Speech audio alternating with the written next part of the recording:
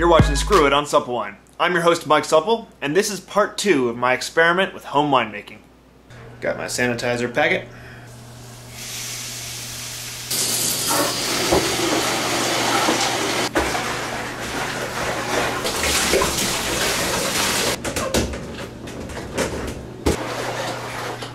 Got a giant bag of concentrated grape juice here, this Cabernet Sauvignon.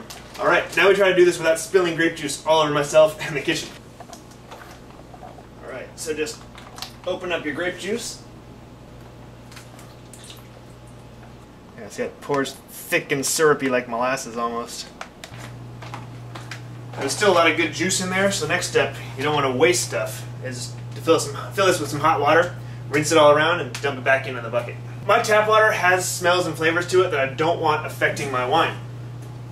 So I bought jugs of distilled water, because distilled water should have no flavors, no aromas, because really I just want to taste the wine, I don't want to taste the crappy iron and whatever else is in my tap water.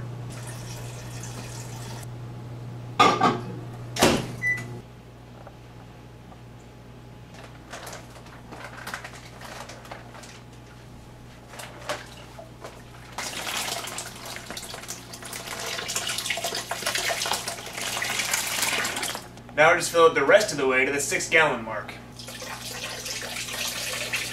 Now when you're normally making wine, you don't add water to the grape juice, but this was concentrated grape juice. They'd already dehydrated it, that way it's easier to ship, easier to handle, because shipping around a 6-gallon jug is pretty unwieldy. So now we're just adding the water back that they dehydrated out of it to make it regular juice, essentially. Now we need to stir it for a couple of minutes. Basically to make sure the water and the concentrated juice are all mixed in evenly. But more importantly, you want to get a lot of oxygen into the liquid. The yeast that turns the sugar into alcohol feeds on oxygen. So it's important to make sure there's air in there so it can stay alive and turn your juice into wine. So I took a little bit of the juice out just because I'm curious. If it tastes like crap when you start, it's probably not going to taste any good when you finish.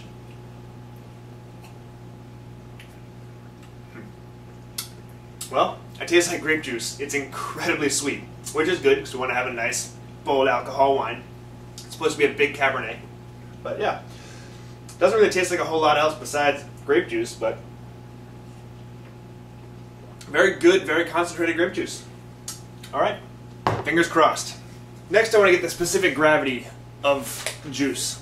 You get specific gravity with a hydrometer. It tells you essentially how much sugar is in that liquid, or what the ratio of sugar to liquid is. And then once it's all fermented, we do the specific gravity again, see what's changed, and that essentially tells us how much alcohol there is, how much sugar was converted into alcohol. So we can get an approximate alcohol content from our wine. I think it's about 1.096. Something important to note too is the temperature correction here. If we look at our bucket, our liquid is 70 degrees. We have 70 degrees. You add 1, that's actually 1,000th that you add. So instead of 1.096, our specific gravity to start is 1.097. The starting gravity for a dry wine should be between 1.085 and 1.1, so we're right in that target. The next step is to add the oak.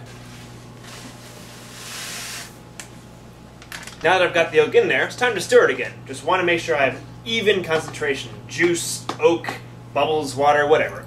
All evenly throughout the entire liquid. Some big wineries do this to get the oak flavor in. Instead of using barrels, they use oak chips. The major reason is because it's a lot less expensive. New oak barrels can cost well over $1,000, whereas this bag of oak chips is just a couple of bucks. Of course, you need more oak chips for a giant winery, but still significantly less expensive than the oak barrels. Final step for today is adding the yeast, which starts the process of turning the sugar into alcohol.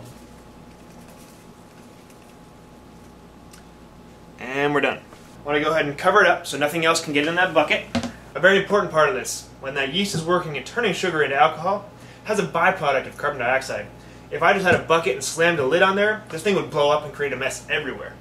There's a hole in that lid to let the air out. But you also want to make sure you don't have other things getting in that bucket. So we have our lid lock. This lets the CO2 out without letting any foreign substances in.